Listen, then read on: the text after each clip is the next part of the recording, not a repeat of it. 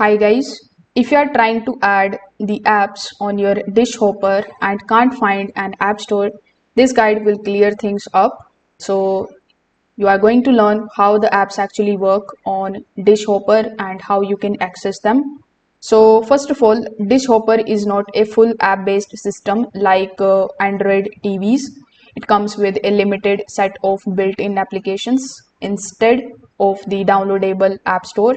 So you won't see an option to install the new applications manually here. So in order to access the available applications on it, you just have to simply press the home button on top of your remote.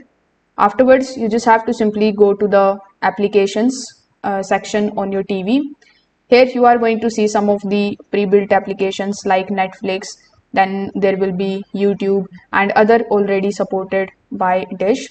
So these applications are pre-integrated and optimized for the Hopper system.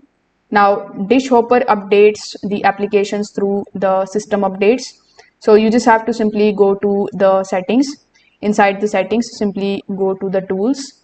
Then here inside the tools, you will see the option of upgrade software. So simply select it and you just have to update it to the latest version. Keeping your system updated is going to ensure all the applications run properly and stay current.